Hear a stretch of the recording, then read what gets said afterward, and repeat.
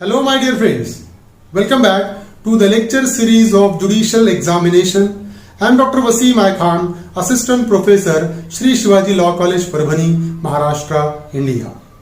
So today's point of discussion will be Section 105A to Section 105G. This is the first part of reciprocal arrangement between India and the other contracting states. तो आज हम discuss करने वाले हैं section 105A से लेकर section 105G तक, जो डील करता है इंडिया में और दूसरे जो कॉन्ट्रैक्टिंग स्टेट्स है उनके बीच का रिलेशनशिप डिस्कस करता है कि सपोज अगर कोई पर्सन अगर ऐसा है जिसने ऑफेंस किया और वो कोई दूसरे स्टेट में जो कॉन्ट्रैक्टिंग स्टेट है वहां पर है, तो उसको अगर इंडियन कोर्ट में बुलाना है तो प्रोसीजर क्या रहेगा, ये सारा प्रोसीजर हम आज के इस लेक्चर में डिस्कस करने वाले हैं। साथ ही साथ हम डिस्कस करेंगे प्रोबेबल क्वेश्चन, इस पर पूछे जा सकते हैं ऐसे क्वेश्चन हम डिस्कस करेंगे। So without wasting your much time, let's start the topic.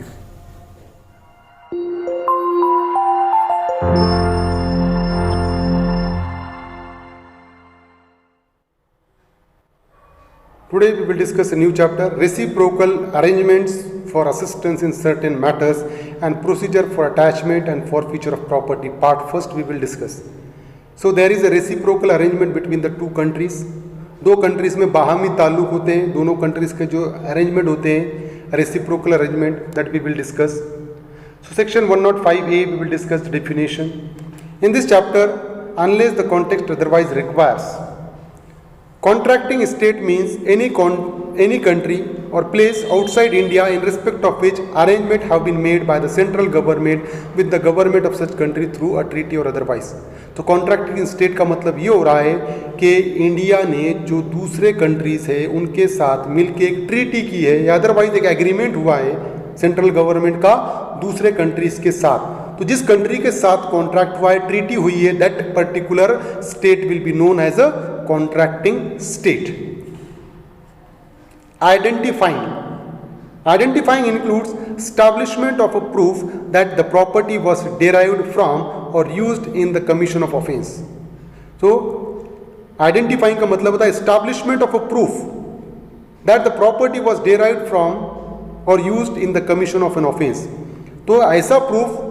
जो ये पता कर रहा है कि ये प्रॉपर्टी इस ऑफेंस के जरिए डेराइव की गई है, that is the meaning of identifying. Then proceeds of crime means any property derived or obtained directly or indirectly by any person as a result of criminal activity or the value of any such property. So proceeds of crime means if any person obtained a property by way of any criminal activity, that particular property is known as a proceeds of crime. ऐसी property जो crime के जरिए हासिल की गई है, activity of crime के जरिए हासिल की गई है या क्राइम में इन्वॉल्व होकर हासिल की गई है, that property is known as a proceeds of crime. Next one is property. Property means property and set of every description, whether corporeal or incorporeal, movable or immovable, tangible or intangible, and deeds, an instrument evidencing title to or interest in such property or assets derived or used in the commission of an offence and includes property obtained through proceeds of crime. तो property वो चाहे कोई भी description की हो, corporal हो, incorporeal property हो, movable हो, इमूवेबल हो, टेंजिबल हो, इंटेंजिबल हो, या कोई डीड ऑफ इंस्ट्रूमेंट हो जो कि कोई टाइटल को एविडेंस कर रहा है कि ये उसका ओनर है, कोई भी रहने दो, या और इंटरेस्ट इन सच प्रॉपर्टी और असेट्स डेराइव्ड और used in the commission of offence, और जो असेट्स जो प्रॉपर्टी कमीशन ऑफ ऑफेंस के जरिए हासिल की गई है, and property obtain through proceeds of crime, और प्रॉपर्टी क्राइम के जरिए हासिल की गई है, that is known as a property. तो प्रॉपर्टी में intangible, tangible, movable, immovable, corporeal, incorporeal सब प्रॉपर्टी आ जाएंगे. Tracing means determining the nature, source, disposition, movement, title और ओनरशिप ऑफ प्रॉपर्टी. ट्रेसिंग का मतलब क्या है कि ये पता लगाना कि प्रॉपर्टी का नेचर क्या है, सोर्स क्या है, डिस्पोजिशन किस तरीके से हुई, मूवमेंट, टाइटल, ओनरशिप, इस सब चीज़ों का पता लगाने का मतलब होता है tracing. Now section 105B, assistant in securing transfer of person. हमने देखा है कि बहुत से कॉन्ट्रैक्टिंग स्टेट में ऐसा होता है कि इंडिया को किसी कॉन्ट्रैक्टिंग स्टेट से कोई पर्सन को बुलाना है जिसने क्राइम किया है और वहाँ पर गया है, तो उसका प्रोसीजर क्या है, सेक्शन 105B में assistance in securing transfer of person, where a court in India wants to issue a warrant for arrest of any person and same is to be executed in any place in contracting state. अगर court, Indian court अगर कोई एक warrant issue करता है, warrant of arrest, और वो warrant of arrest कहां पर एग्जीक्यूट होना है, कॉन्ट्रैक्टिंग स्टेट में। फॉर एग्जाम्पल के जरिए कि नेपाल है या फॉर एग्जाम्पल श्रीलंका है, श्रीलंका अगर कॉन्ट्रैक्टिंग स्टेट है हमारे साथ, तो इंडियन कोर्ट ने वारंट इशू किया ऐसे पर्सन के अगेंस्ट में जो श्रीलंका में रह रहा है, कॉन्ट्रैक्टिंग स्टेट में जाकर वो वारंट एग्जीक्यूट होना है, तो उसका प्रोसीजर क्या होगा, it shall send such warrant in duplicate in such form to such court, judge or magistrate through such authority as the central government may by notification specify in this behalf, and the court, judge or magistrate shall cause the same to be executed। तो यहाँ पर central government direct करेगा court को, एक authority के जरिए यहाँ से श्रीलंकन कोर्ट को या मैजिस्ट्रेट को ये वारंट जाएगा, और श्रीलंकन कोर्ट या मैजिस्ट्रेट या जज वो वारंट को वहाँ पर एग्जीक्यूट करेगा। समझ रहे हो, वहां पर वो एग्जीक्यूट करेगा। तो सेंट्रल गवर्नमेंट इंडियन कोर्ट को स्पेसिफाई करेगा कि इस मोड के जरिए तुमको ये अथॉरिटी के जरिए वारंट जाएगा, वहां का कोर्ट वो एग्जीक्यूट करेगा वहां पर warrant. If investigating officer makes an application that the attendance of a person who is in any place in a contracting state is required in connection with such investigation or inquiry। अब यहाँ पर क्या हो गया कि for example एक investigating officer है जो क्राइम का इन्वेस्टिगेशन कर रहा है, अगर वो इन्वेस्टिगेटिंग ऑफिसर कोर्ट को एक एप्लीकेशन करता है कि ये पर्सन जो कॉन्ट्रैक्टिंग स्टेट में रह रहा है उसकी प्रेजेंसी ज़रूरी है, वो हमको रिक्वायर्ड है, वो इन्वेस्टिगेशन में हमको उसकी ज़रूरत है, तो उस सिचुएशन में क्या होगा, and the court is satisfied that such attendance is so required, it shall issue a summons or warrant in duplicate against the said person to such court, judge or magistrate in such form as the central government may by notification specify in this behalf to cause the same to be observed or executed। तो police officer ने court के सामने application किया कि श्रीलंका में ये person है और उसकी हमको ज़रूरत है इन्वेस्टिगेशन में, तो कोर्ट अगर सेटिस्फाई होता है, ज़रूरत है ऐसा कोर्ट को भी महसूस होता है, तो कोर्ट क्या करेगा, एक वारंट एग्जीक्यूट करेगा, इशू अ समन्स और वारंट, समन्स भी इशू कर सकता है, वारंट भी इशू कर सकता है। और किस तरीके से सेंट्रल गवर्नमेंट जिस अथॉरिटी के जरिए पहुंचाएगा वहां पर सेंट्रल गवर्नमेंट स्पेसिफाई करेगा कि ये अथॉरिटी लेकर जाएगी, और वो अथॉरिटी वहाँ के श्रीलंकन कोर्ट के या मैजिस्ट्रेट को वो वारंट देगी, और वो कोर्ट एग्जीक्यूट करेगा श्रीलंका में उस पर्सन के अगेंस्ट में, और वो पर्सन को यहाँ पर लेकर आया जाएगा। That is a reciprocal arrangement where a court in India in relation to a criminal matter has received a warrant for arrest of any person requiring him to attend and produce a document or other thing in that court or before any other investigating agency issued by a court, judge or magistrate in a contracting state। Same तरीके से अगर कोई दूसरे contracting state का warrant या summons Indian court को आता है, समझ रहे हो, इंडियन कोर्ट को आता है और यहाँ पर वो वारंट एग्जीक्यूट किया जाना है, वारंट कौन इशू किया, कॉन्ट्रैक्टिंग स्टेट ने इशू किया, और वो वारंट एग्जीक्यूट होना है इंडिया में, समझ रहे हो, तो the same shall be executed as if it is the warrant received by it from another court in order for execution within its local jurisdiction. तो वारंट कैसा एग्जीक्यूट होगा, इंडिया में अगर फॉर एग्जांपल इंडिया में ही दूसरे court का warrant जब आता है, दूसरे जुरिस्डिक्शन के कोर्ट का वारंट जब आता है इस कोर्ट को, तो जिस तरीके से एग्जीक्यूट होता है उसी तरीके से कॉन्ट्रैक्टिंग स्टेट से भी वारंट आया तो उसी तरीके से एग्जीक्यूट होगा कि डुप्लीकेट कॉपी में वो वारंट एग्जीक्यूट होगा, और वारंट एग्जीक्यूट करने के बाद उस पर्सन को वहां पर ट्रांसफर किया जाएगा। Where a person transfer to a contracting state pursuant to subsection 3 is a prisoner in India, the court in India or the central government may impose such condition as that court or government deems fit. अगर for example contracting state ने जो warrant issue किया है वो ऐसे person के against में warrant है जो इंडियन जेल में है, वो प्रिजनर है, तो उस सिचुएशन में जब कभी भी वारंट एग्जीक्यूट होगा, जब कभी भी वो प्रिजनर को कॉन्ट्रैक्टिंग स्टेट को हवाले करेंगे, तो सेंट्रल गवर्नमेंट क्या कर सकती है, कुछ कंडीशन इंपोज कर सकती है as the court or government deems fit. Government जैसी कंडीशन उसको लगेगा कि कंडीशन फिक्स होना चाहिए, वो कंडीशन इम्पोज करेगी गवर्नमेंट और वो प्रिजनर को उस कॉन्ट्रैक्टिंग स्टेट के हवाले करेंगी। Where the person transfer to India pursuant to subsection 1 और 2 is a prisoner in contracting state. अगर सेम तरीके से अगर जो इंडियन कोर्ट ने कॉन्ट्रैक्टिंग स्टेट को वारंट इशू किया था और इंडियन कोर्ट में किसी प्रिजनर की जरूरत है जो कॉन्ट्रैक्टिंग स्टेट में है और वहां के कॉन्ट्रैक्टिंग स्टेट के जेल में अगर वो प्रिजनर है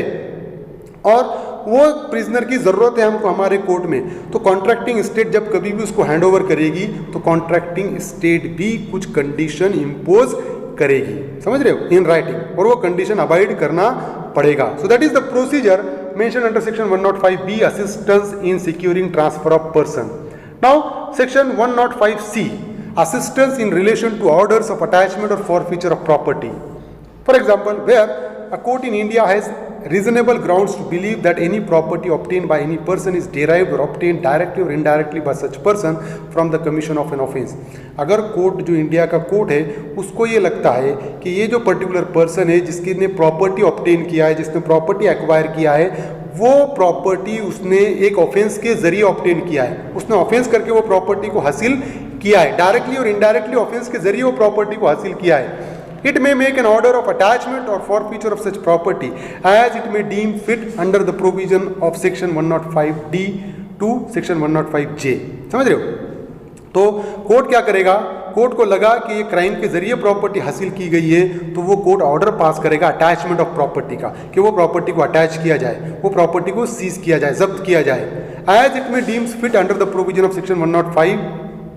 to 105J, बोथ इंक्लूसिव। तो कौन से प्रोविजन के हिसाब से? सेक्शन 105D और 105J के हिसाब से। Where the court has made an order for attachment or forfeiture of any property under subsection 1 and such property is suspected to be in contracting state, और कोर्ट ने जो अटैचमेंट का order pass किया कोई property से related और अगर वो प्रॉपर्टी कॉन्ट्रैक्टिंग स्टेट में, for example contracting state Sri Lanka है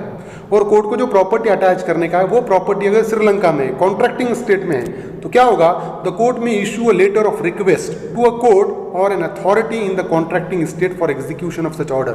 तो कोर्ट क्या करेगा, अगर श्रीलंका में अगर प्रॉपर्टी अटैच करने का है तो कोर्ट एक लेटर ऑफ रिक्वेस्ट भेजेगा, किसको, वहाँ के कोर्ट को या वहाँ के अथॉरिटी को, क्या के लिए, वो ऑर्डर के एग्जीक्यूशन के लिए लेटर ऑफ रिक्वेस्ट भेजेगा 105C में।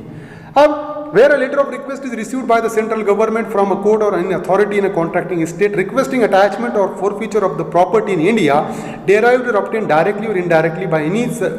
person from the commission of an offence committed in that contracting state। अगर फॉर एग्जांपल इंडियन कोर्ट को या इंडियन अथॉरिटी को, इंडियन गवर्नमेंट को, सेंट्रल गवर्नमेंट को एक लेटर आता है, लेटर ऑफ रिक्वेस्ट, कहाँ से, कॉन्ट्रैक्टिंग स्टेट से, फॉर एग्जांपल श्रीलंका से अगर कोई लेटर ऑफ रिक्वेस्ट आया सेंट्रल गवर्नमेंट को कि ये प्रॉपर्टी आपको अटैच करना है जो कि क्राइम के जरिए हासिल की हुई है वो पर्सन ने, समझ रहे हो, तो उस सिचुएशन में क्या होगा, the central government may forward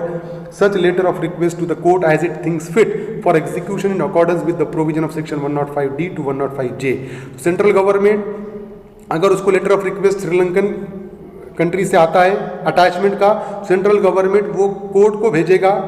काय के लिए, अटैचमेंट के लिए, एग्जीक्यूशन ऑफ ऑर्डर के लिए, और एग्जीक्यूट कैसा होगा, 105D से 105J के हिसाब से। अब क्वेश्चन है, प्रोबेबल क्वेश्चन है सेक्शन 105C पे, for the purpose of attachment or forfeiture of property under section 105C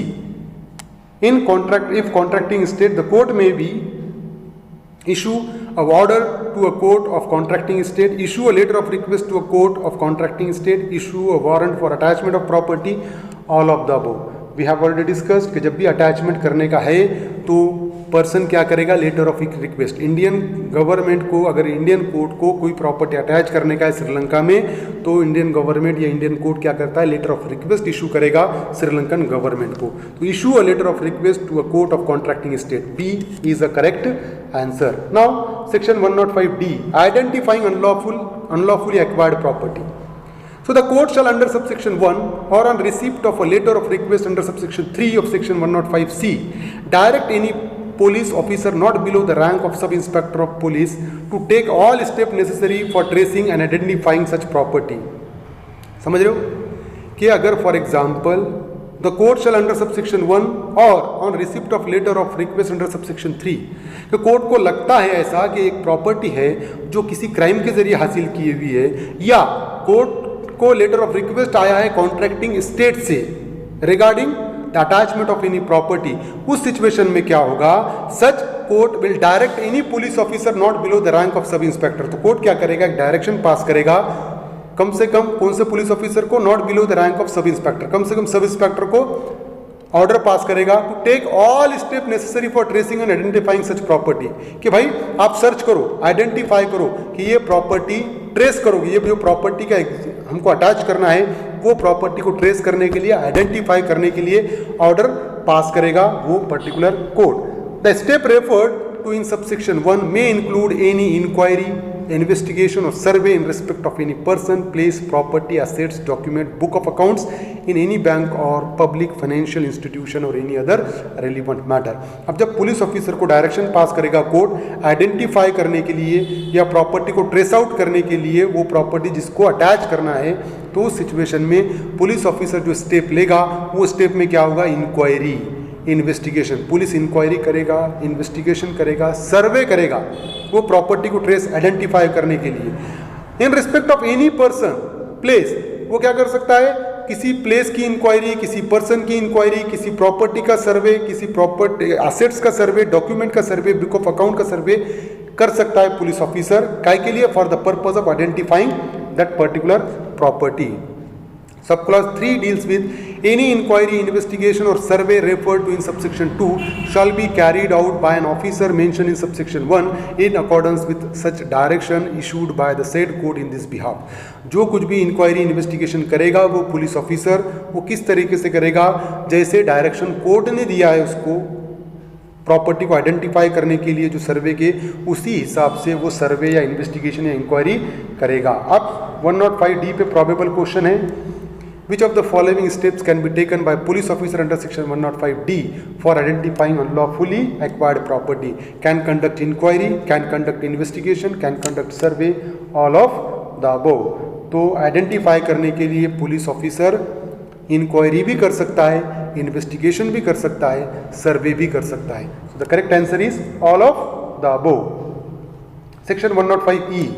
seizure or attachment of property, where any officer conducting an inquiry or investigation under section 105D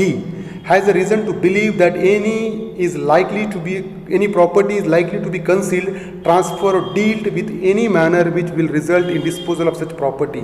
जब कभी भी court को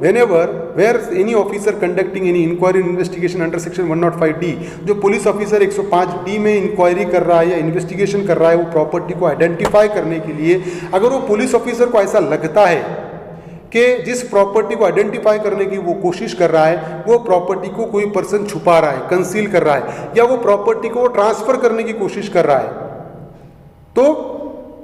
जिसके जरिए वो property dispose हो सकती है, अगर ऐसा पुलिस ऑफिसर को लगता है, he may make an order for seizing such property and where it is not practicable to seize such property he may make an order of attachment directing that such property shall not be transferred or otherwise dealt with except with the prior permission of the officer making such order and a copy of such order shall be served on the person concern. तो अगर वो person जो police officer जो identify करने के लिए सर्वे या investigation कर रहा है उसको ऐसा लगता है कि ये प्रॉपर्टी को छुपाया जा रहा है या ये प्रॉपर्टी को डिस्पोज करने की कोशिश की जा रही है, तो उस सिचुएशन में वो पुलिस ऑफिसर एक ऑर्डर पास कर सकता है उस प्रॉपर्टी को सीज करने का, उस प्रॉपर्टी को अटैच करने का। तो प्रॉपर्टी को सीज करके वो प्रॉपर्टी को ले जाया जाएगा।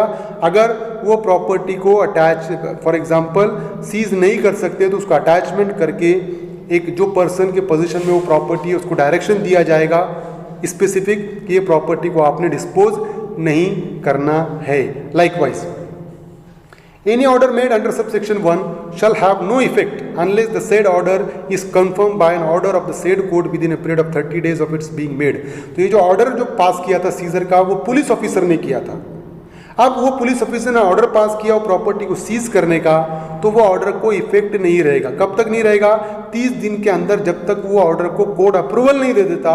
अगर कोर्ट ने अप्रूवल नहीं दिया तो वो ऑर्डर को कोई इफेक्ट नहीं होगा। तो कोर्ट का कंफर्मेशन जरूरी है ऑर्डर को। प्रोबेबल क्वेश्चन इस पर, ऑर्डर ऑफ सीजर और attachment of property made by police officer under section 105E shall have no effect unless the said order is confirmed by an order of the said court within 30 days of order, 21 days of order, 45 days of order, 60 days of order. तो हमने देखा कि 30 दिन with in 30 days अगर court ने confirm कर दिया वो ऑर्डर को तो ऑर्डर का इफेक्ट रहेगा, अदरवाइज ऑर्डर का इफेक्ट नहीं रहेगा। 30 डेज ऑफ ऑर्डर ये करेक्ट आंसर है। Now section 105F, management of property seized और फॉरफिटेड अंडर दिस चैप्टर। अब जो प्रॉपर्टी 105E में जो प्रॉपर्टी सीज गई है उसका मैनेजमेंट कैसा होगा। Sub clause 1 deals with the court may appoint the district magistrate of the area where the property situated or any other officer that may be nominated by the district magistrate to perform the function of an administrator of such property. तो क्या करेगा court, क्या करेगा, district magistrate को appoint करेगा या और any other officer may be nominated by the district magistrate, या डिस्ट्रिक्ट मैजिस्ट्रेट किसी ऑफिसर को नॉमिनेट करेगा to perform the function of administrator of such property. वो एज एडमिनिस्ट्रेटर वो प्रॉपर्टी को एडमिनिस्ट्रेटर का फंक्शन अदा करेगा। डिस्ट्रिक्ट मैजिस्ट्रेट या ऐसा पर्सन जिसको नॉमिनेट किया है डिस्ट्रिक्ट मैजिस्ट्रेट ने वो एडमिनिस्ट्रेटर रहेगा उस प्रॉपर्टी का। The administrator appointed under subsection 1 shall receive and manage the property in relation to which the order has been made under subsection 1 of section 105E or under subsection 105H in such manner and subject to such condition as may be specified by the central government। तो उसको manage कैसा करेगा, जैसा central government ने specify किया उस तरीके से एडमिनिस्ट्रेटर उस प्रॉपर्टी को मैनेज करेगा।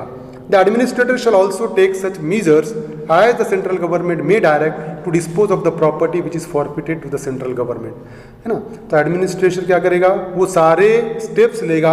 जो कि सेंट्रल गवर्नमेंट ने कहा है उसको, उस हिसाब से काय के लिए, for the disposal of property which is forfeited to central government. जो सेंट्रल गवर्नमेंट को फॉरफिट की गई है प्रॉपर्टी उसको डिस्पोज करने के लिए सारे स्टेप्स लेगा जो कि सेंट्रल गवर्नमेंट ने डायरेक्ट किया है वो। अब प्रोबेबल क्वेश्चन है, property seized or forfeited under section 105E of CRPC will be kept under whose administration? First one is district magistrate, second one is officer nominated by the district magistrate, both of the above, none of the above। हमने देखा कि एक तो district magistrate हो सकता है, दूसरा person nominated by district magistrate हो सकता है। So both of the above is a correct answer. So this is a particular first part of reciprocal arrangement। I hope you understand this topic. If you understand this topic, please subscribe my channel, hit the notification button, hit the like button and share this video with your friends. Thank you very much.